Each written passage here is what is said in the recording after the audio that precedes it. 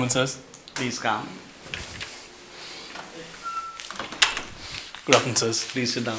Please Thank sit you. down. Please sit down. Your name? Abhilash Sundaram.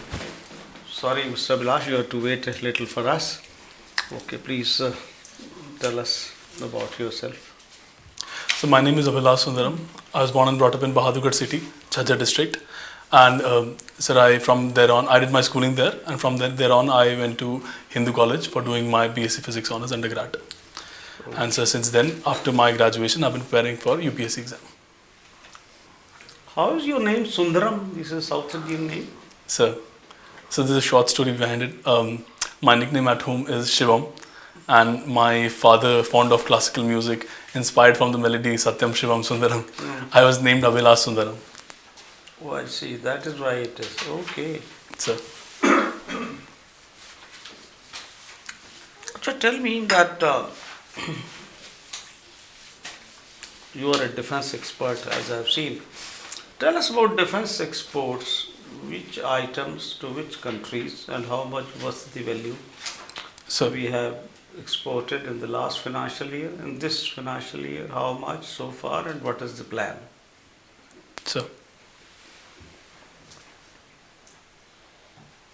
The most recent defense exports have been to the state of Armenia.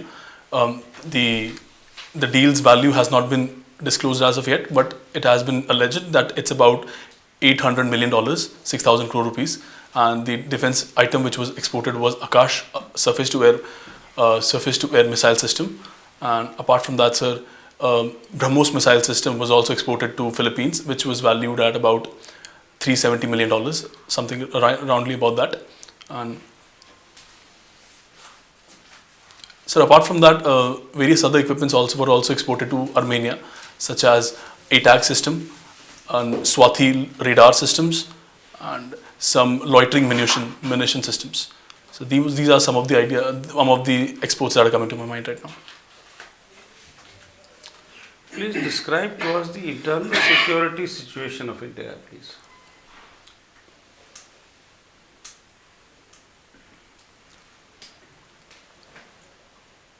So India has multifaceted internal security threats, ranging from Naxalism in the Red Corridor to insurgency in the northeastern region to extremism and separatism in the Jammu and Kashmir UT, Union Territory. And so apart from that, there are also certain other security threats which India is facing, such as the drug menace of drugs arising from the Golden Crescent and Golden Triangle. And apart from that, sir, various other threats also arise, such as the cattle smuggling from the Bangladeshi border. These are not threats; these are smugglings. Yes, sir. Please don't confuse it with drugs. Yes, sir. Tell me, where is the insurgency in the northeast you mentioned? In which states, which groups are doing insurgency now? So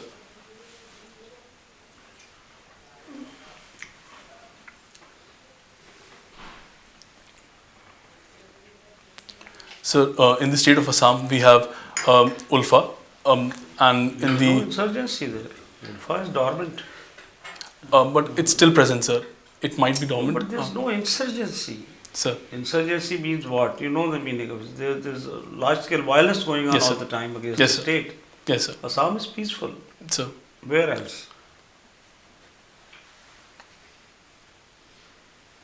sir, in the state of Nagaland, by the NSCN. There's an agreement, peace agreement Peace agreement. with the government of India since '98. I was in Nagaland last year. It was totally peaceful. Sir. So that's it. Sir, I believe Northeast is 8 states, and you Yes, brushed sir. the whole northeast insurgency there. Sir, I believe, sir, apart from that, Mizo National Front, however, sir, that has also been. What are you talking? Sir, I'll have to read about that. We had an agreement ages ago. Yes, sir. Okay, let's go to you tell us give us an overview of the energy sector of India, please. Sir. So, according to Ministry of Power's 2023 report, India has about 420 gigawatts of installed power capacity. And sir, this power capacity emerges from various conventional and non-conventional sources. So, about 51% of India's energy arises from coal and lignite, and 6%, about 6% of the energy comes from the gas, and 2% of the energy comes from the nuclear power, and so about 41% of the energy. Just a minute. Sir. हैं? Sir, I have the napkin. Napkin they Thanks, yeah. तुम अपने पास ऐसा करो ना, कुछ रख लो, ऐसे आगे से दे दिया करो। तुम परमानेंटली रख लो वहाँ, लो, वो तो खुद ही पकड़ा दिया करो। हाँ जी, ओके, या go ahead, sorry. Okay, sir. Energy sector overview, या। Yes, sir. So we left off at nuclear energy, which contributes to about 2% of India's energy, and so the rest of it, 41% of it comes from the renewable energy sector. So in the renewable energy sector, we have sectors such as solar, wind, bioenergy, and large hydro energy as well. So this is the energy sector's overview. Okay, my last question. Sir. Many people in India are advocating the rewriting of history. What's your view? Should it be rewritten? You know their arguments, I hope. Yes, sir. Tell me. So the argument of rewriting of history arises from multifaceted factors. One of them is that many scholars opine. Tell me, should be rewritten or not? Certainly, sir. Okay, History is. Now tell me the reasons. Okay, sir. One of them is certain scholars opine that history of various marginalized sections, such as tribals and various other regions, have not been covered to the right extent. That is one. And various other feminist scholars also opine that the history of women has not been covered to the right extent. Okay. So these reasons? So these are the reasons that are coming to my mind. Thank you. Thank you, sir. Mr. Abhilash, you watch YouTube channel, YouTube educational channel. Sir. Why this interest? Sir, this interest emerged out of my teaching passion. I taught geography students to high school students, and right after my teaching jig at the school level was over, I continued my teaching passion through the medium of YouTube. Oh, you use YouTube to teach? Yes, sir. Okay. And other than geography, do you teach anything else?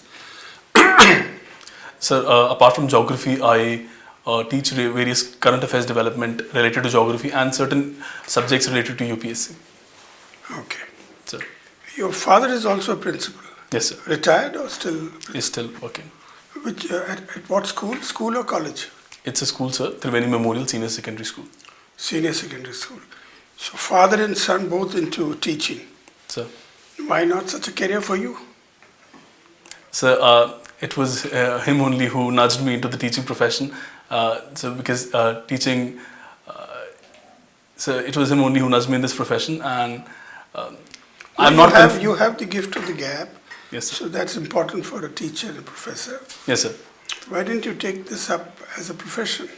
So teaching is a wonderful profession, and so I thoroughly enjoyed it, and I would like to continue my passion even after getting selected in civil services. However, sir, I appeared for the civil services exam because I believe if I were a teacher, my canvas would be limited to the school. Whereas after entering the civil services, my canvas won't just be limited to a classroom. It would be extended way beyond that. And sir, apart from that, it very much aligns with my ambitions, and I believe I can make a difference when I enter the civil services. Well, it's at the school level, you create citizens of the future. Sir. And by the time they grow up, if they haven't received proper education, well, it's difficult for them as well as for the country. Sir. So tell me, the ACER report on fundamental skills. Yes, sir. What does it say?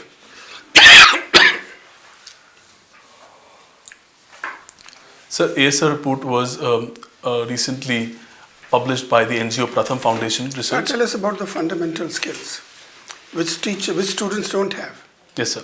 So the report highlighted the fundamental skills lacked by various primary and secondary school students. They lack this foundational skills of reading, basic comprehension, and even numeracy, such as dividing number by two numbers. So why is that?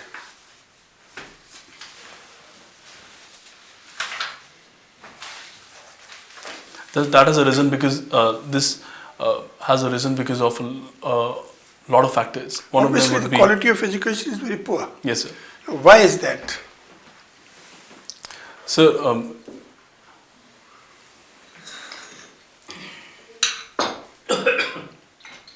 so first of all, first would be that there is a lack of skills amongst teachers as well.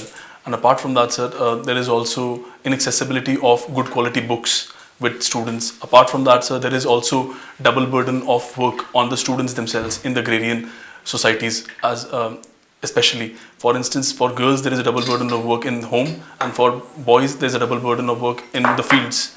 So that has led to the deterioration of education sector. These are some of the factors. Okay. You see, there have been very positive projections on India's growth, India's GDP. 7.3% in the last quarter, likely to be around 7 plus, for 7, So, around 7% over the next few years, maybe decades. And by 2047, developed India. So, what are the drivers of this growth?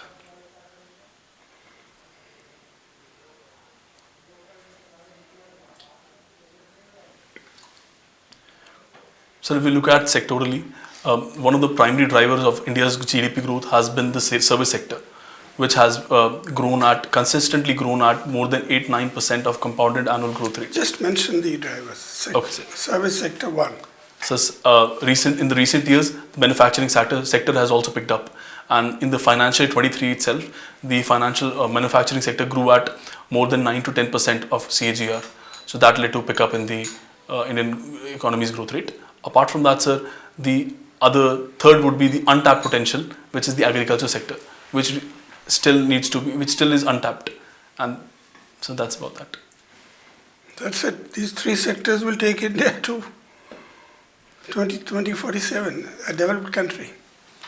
Anyway, what could be the roadblocks, the challenges?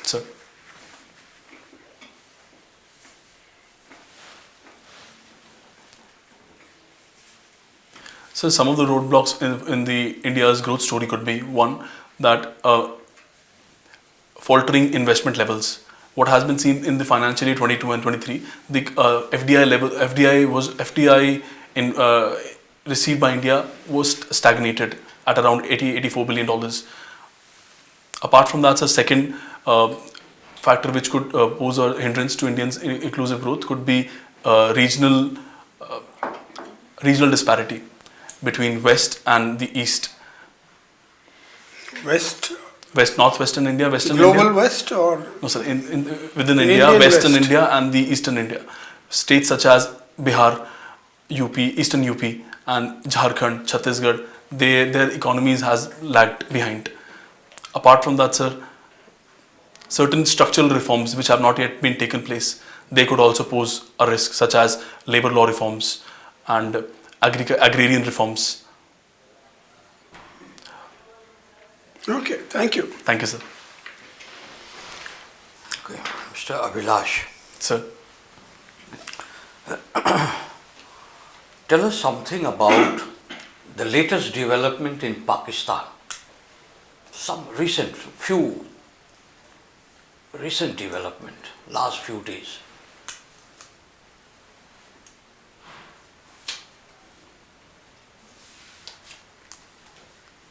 I'm not aware of that, sir. Sorry, I'm not aware of that. not aware of? New government being formed, Yes, sir. some Punjab chief minister being sworn in, elections being held. Are you aware that elections are held? Yes, sir. So, do you think these changes that have taken place, it could improve India's relationship with Pakistan? Certainly, sir, a stable government with which India can peacefully and respectfully engage with, that could improve the Indo-Pak relations to a great extent. But you know, India has a policy for the last several years that look, talks and terror can't go together. Sir, Pakistan has to stop this thing. So, if a new government is sworn in, sir, what are the reasons why you are hopeful?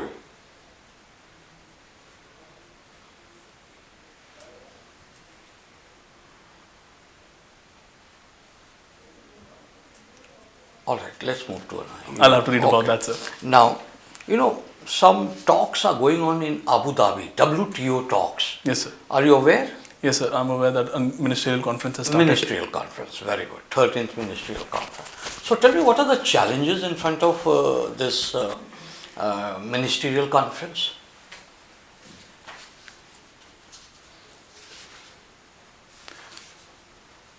So one of the challenges in for ministerial conference would be the to tackle issues such as carbon border adjustment mechanism, which have been referred by various scholars as disguised protectionism for developing countries. Okay. And apart from that, sir, agreement on fishery subsidy, that is a major bone of contention between developing and developed countries. Apart from that, sir, certain agrarian subsidies provided under the Agreement of Agriculture, they are also under the talks. For instance, India's PDS sector, this is widely opposed by various developed nations. Okay. Now, you know, Yes, sir. one of the function of WTO is to adjudicate disputes.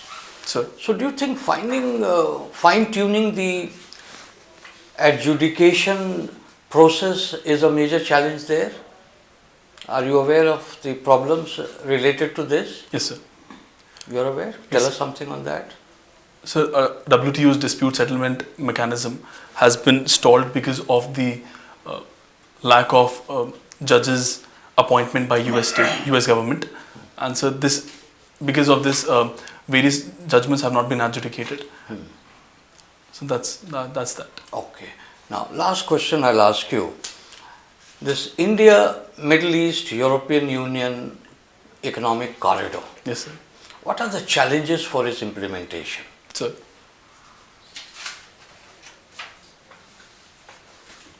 So, IMEC corridor, which was launched in G20 conference, one of the foremost challenge which it is currently facing is the Israel-Hamas war in the region, Israel was supposed to be the conduit for IMEC, and so because of this regional conflict going on, the IMEC has been stalled.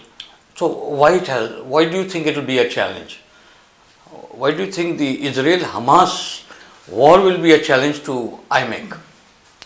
So as per my limited knowledge, IMEC was supposed to pass through Israel, and because of this conflict, so the passage of goods and services and other things would be under threat. So They would be under threat. Yes, sir.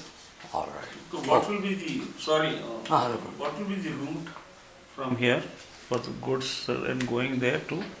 So goods from India would be connected to UAE, and then thereon they would be connected to Saudi Arabia.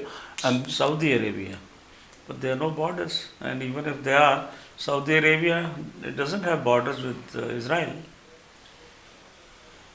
sir, I believe if you allow, I'd like to logically speculate. So from UAE to Saudi Arabia, and then towards Red Sea, and Red Sea towards Israel, and then reverse. Then we go to the sea, then we again come.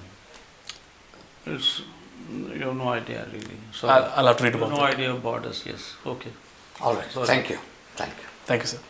Yeah, Mr. Abhilash. Sir. This year, Yes, sir. compared to last year, all the countries will have little extra GDP other than what is projected for that year. What can be the reason? I'm sorry, sir. I did not quite understand the For question. example, last year India GDP was something, Yes, sir. and this year it is likely to be something. Yes, sir. But we will have extra GDP. some extra will be there. What is the reason? I'm sorry, sir, I'm not aware In of today's context, you think? What is today? that. Sir, as per financial year 23, India's GDP is $3.7 trillion. No, what is the Nominal day terms. today? 29th Feb. Well, so we have leap year. Yes, sir. 366 days, Yes, sir. 1 day extra GDP. Yes, sir. Australia is getting you. $6 billion Okay, in sir. addition to whatever they are getting.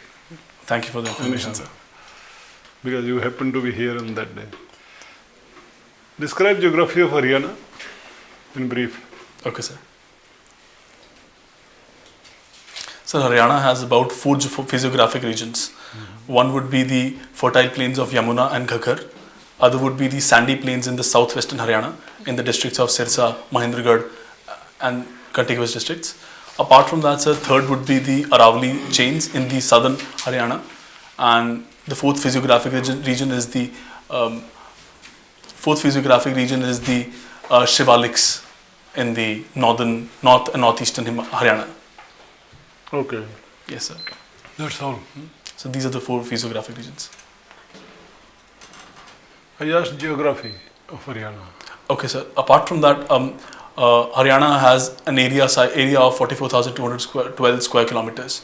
So on the physical geography front, Haryana is a landlocked state, and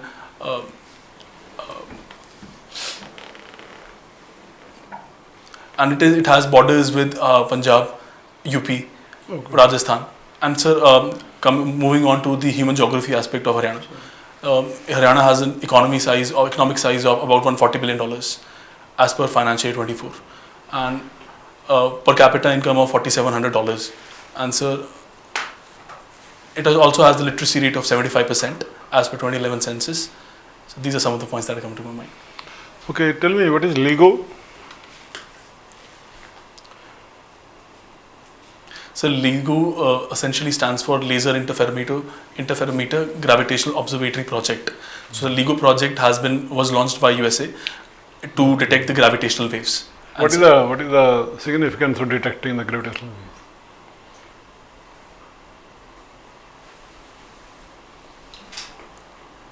the significance of gravitational waves detection is that it validates the theory of relativity by Einstein. It also validates that there is space-time warping due to gravitational wave propagation, and gravitational waves being formed by very massive celestial bodies such as black holes. What is the speed of gravitational waves? Sir, according to theory of relativity, they travel at the speed of light. Yeah, tell me now the difference between legislative classification and class legislation.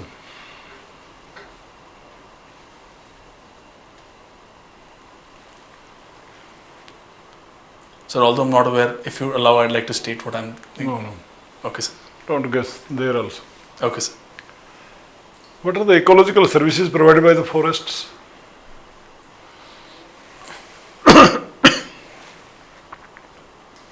So forests provide about 4 ecological services.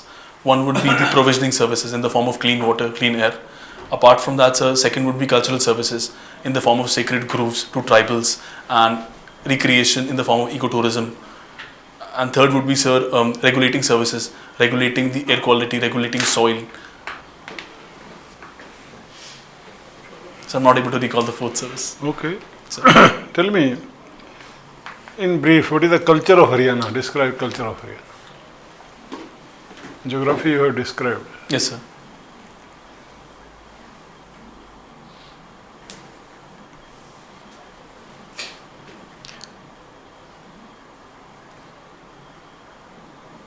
So the culture of Haryana in the context of economics would be an agrarian culture, and which is moving swiftly towards industrialization and even the service sector. Okay, thank you. Thank you so much, sir. Thank you so much, Mr. Abhilash. Our discussion with you is over. Kindly wait outside for a few minutes. We'll call you for a few minutes. Thank you, sir.